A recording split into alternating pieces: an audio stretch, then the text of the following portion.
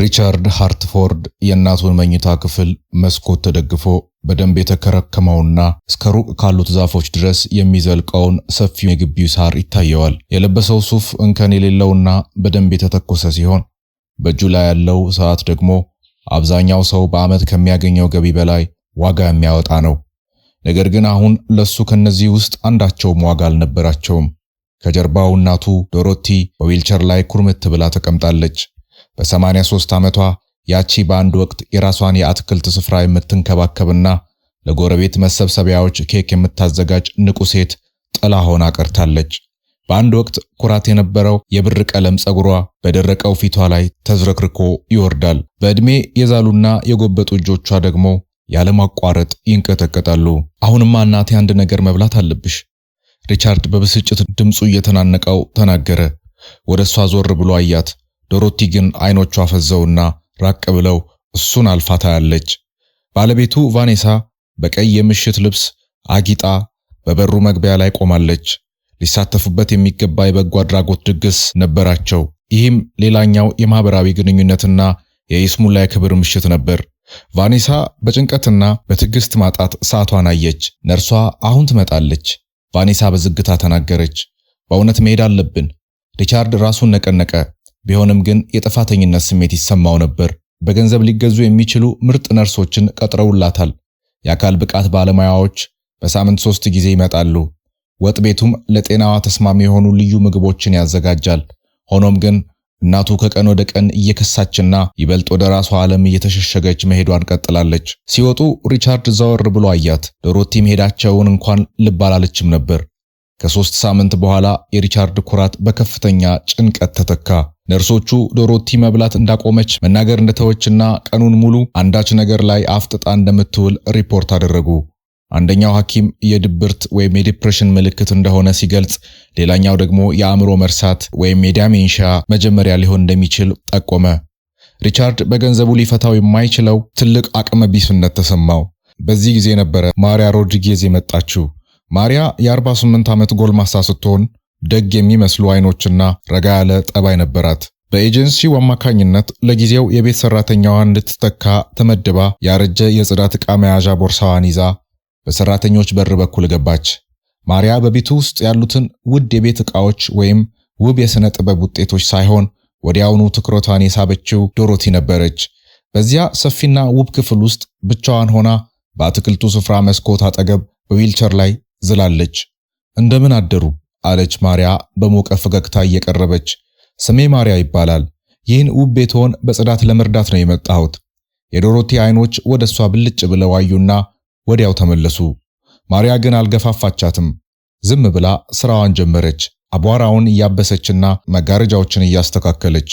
ነገር ግን በየጥቂት ደቂቃው በዚያው ለስላሳ ድምፅ ስለ አየሩ ሁኔታ፣ ስለ ውጪ ወፎችና በአትክልቱ ስፍራ ስላበቡት አበቦች ለዶሮቲ ታወራታለች። ዶሮቲ ምንም አልተናገረችም። ነገር ግን ማርያም አንድ ነገር አስተውላለች። ዶሮቲ በባዶ ሜዳ ማፍጠጧን አቁማለች። ታደምጥ ነበር። በማግስቱ ማሪያ ለየት ያለ ነገር ይዛ መጣች። ቤቱን እያጸዳች ሳለ በልጅነቷ እናቷ ትዘምርላት የነበረውን አንድ የቆየ ዜማ በለስላሳ ድምፅ ታንጎራጉር ጀመር። ዜማው ቀላል ቢሆንም የጥንቱ የደግነት ጊዜ ትውስታዎችን የሚቀሰቅስ አይነት ነበር። የዶሮቲ ራስ ቀስ ብሎ ወደሷ ዞረ። እናቴ ያንን ዘፈን ትዘፍነው ነበር አለች ማሪያ። ከስራዋ ለጥቂት ቆም ብላ ምግብ ስታበስል፣ ልብስ ስታጠፍ በሺዎች የሚቆጠሩ ጊዜያት ሰምቼው መሆን አለበት፣ ግን ምንም ጊዜ ቢሆን ሰልችቶኝ አያውቅም። ሙዚቃ ይወዳሉ ወይዘሮ ሃርትፎርድ?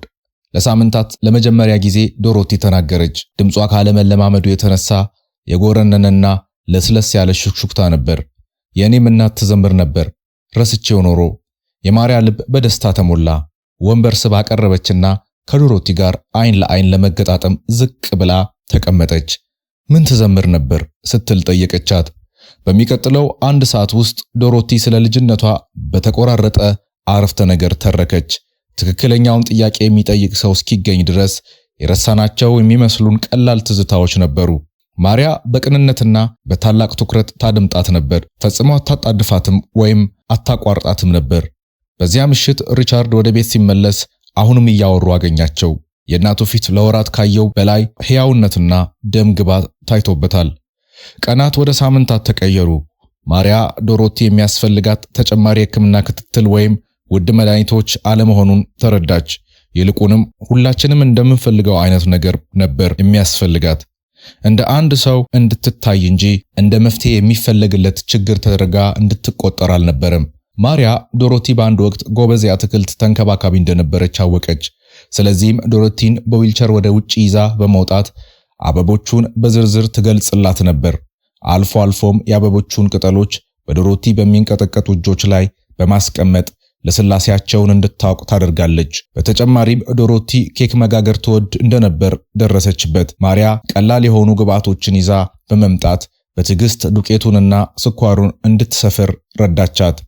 እጆቿ በጣም በሚንቀጠቀጡበት ጊዜም እየመራች ታግዛት ነበር። ውጤቱ ምንም እንኳን ፍጹም ባይሆንም የዶሮቲ ፊት ግን በዓላማና በደስታ ያበራ ነበር። ከሁሉም በላይ ደግሞ ማሪያ ከሷ ጋር ጊዜ ታሳልፍ ነበር። እውነተኛ ጊዜ። ሰዓቷን ሳታይ ወይም ስልኳ ላይ ሳታፈጥ ሙሉ ትኩረቷን ሰጥታ አብራት ትሆን ነበር። ስለገዛ ሕይወቷ፣ ስላደጉት 3 ልጆቿና ጊታር መጫወት ስለሚማረው የልጅ ልጇ ታወራላት ነበር።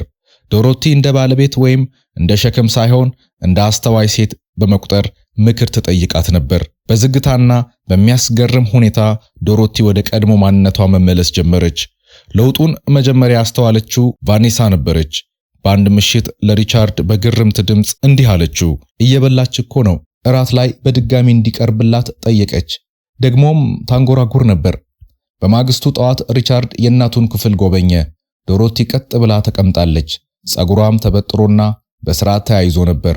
ማሪያ ከብዙ 10 ዓመታት በፊት ዶሮቲ ትወድ ከነበረው የግጥም መጽሐፍ ላይ ታነብላት ነበር። እናቴ አለ ሪቻርድ በለስላሳ ድምፁ። ዶሮቲ ወደሱ ዞር አለች። ለውራት ለመጀመሪያ ጊዜ አይኖቿ ጥርት ያሉና ትኩረት ያረፈባቸው ነበሩ። ሪቻርድ እና አብረህን ተቀመጥ።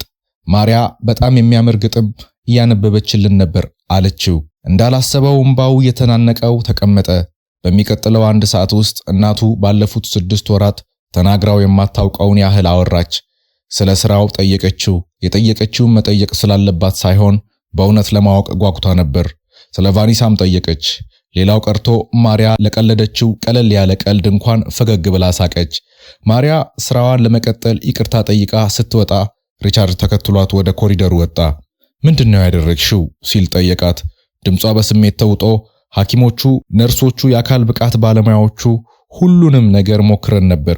አንቺ ግን በእነዚህ ጥቂት ሳምንታት ውስጥ ማሪያ በቀስታ ፈገግ አለች። እኔ ያደረኩት የተለየ ምንም ነገር የለም አቶ ሃርትፎርድ። እኔ ያደረኩት እናቷ አሁንም ሰው መሆናቸውን ማስታወስ ብቻ ነው።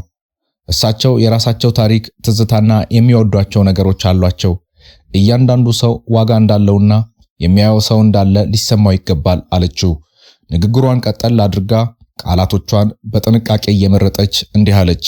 አንዳንዴ ሰውን ለመንከባከብ ስንጥር ዝም ብለን ከነሱ ጋር መሆንን እንረሳዋለን። የንግግሯ እውነት ሪቻርድን እንደ ድንገተኛ ምት መታው። የእናቱን እንክብካቤ በማመቻቸት ሥራ በጣም ተጠምዶ ስለነበር ራሱ እርሷን መንከባከብ ረስቶት ነበር።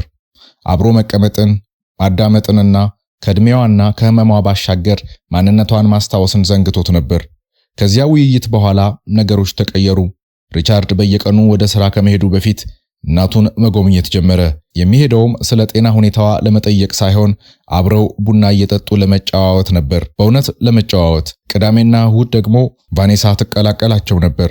ዶሮቲም ስለ ወጣትነቷ፣ ከሪቻርድ አባት ጋር ስለነበራት ትዳርና ስለነበሯት ህልሞች ከዚህ ቀደም ሰምተው የማያውቋቸውን ታሪኮች ቀስ በቀስ ታካፍላቸው ጀመር። ማሪያ መምጣቷን ቀጠለች።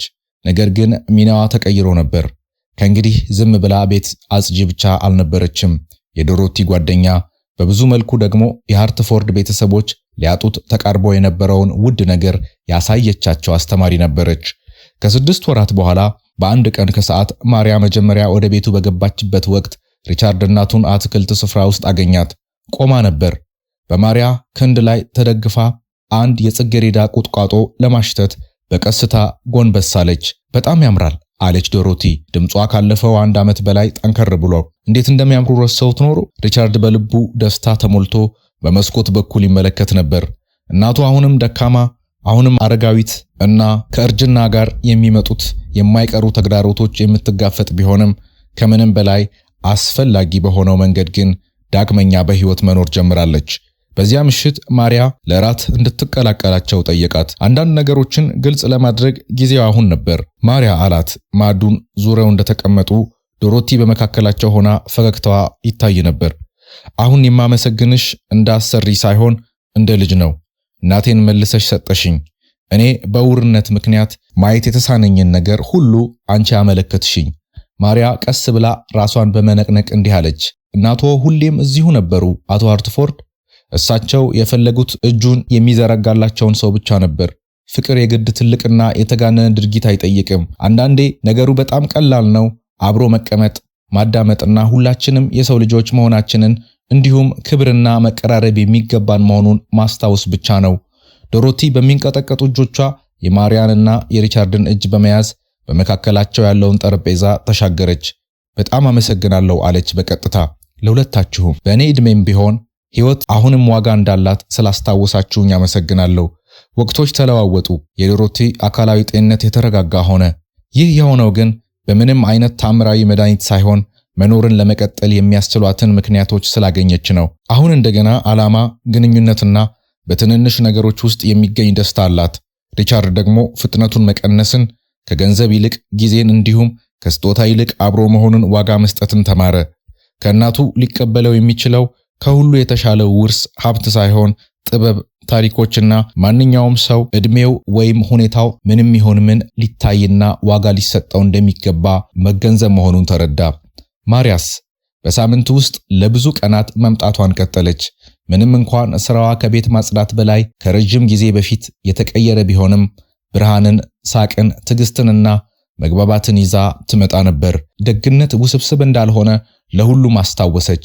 ደግነት የሚያስፈልገው እርስ በእርስ በሐቀኝነት መተያየትንና መተሳሰብን ብቻ መሆኑን በተግባር አሳየች። በሞቃታማ ከሰዓት ላይ ሁሉም በአትክልት ስፍራ ውስጥ አብረው ያገኟቸዋል። በተሽከርካሪ ወንበር ላይ የተቀመጡ አንዲት አረጋዊት፣ መካከለኛ ዕድሜ ላይ ያለች የቤት ሰራተኛና አንዳንዴም ስኬታማው ነጋዴ፣ ሁሉም በፀሐይ ብርሃን ውስጥ አብረው ተቀምጠው ታሪኮችንና ሳቅን ይጋራሉ።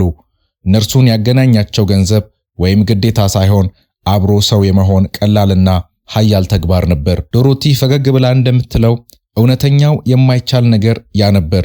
የማይቻለው ነገር እሷ መሻሏ ሳይሆን ሁላቸውም እርስ በእርስ በእውነት መተሳሰብ ምን ማለት እንደሆነ መማራቸው ነበር። በመጨረሻም ልዩነቱን የፈጠረው ይኸው ነበር። ቸር ቆዩም። ሰላም የተወደዳችሁ የቻናላችን ቤተሰቦች፣ ይህ የተለያዩ አስተማሪና ልብ የሚነኩ እውነተኛና የማይረሱ ታሪኮችን ወደ እናንተ የሚያደርሰው ማቶ ቴልስ ነው።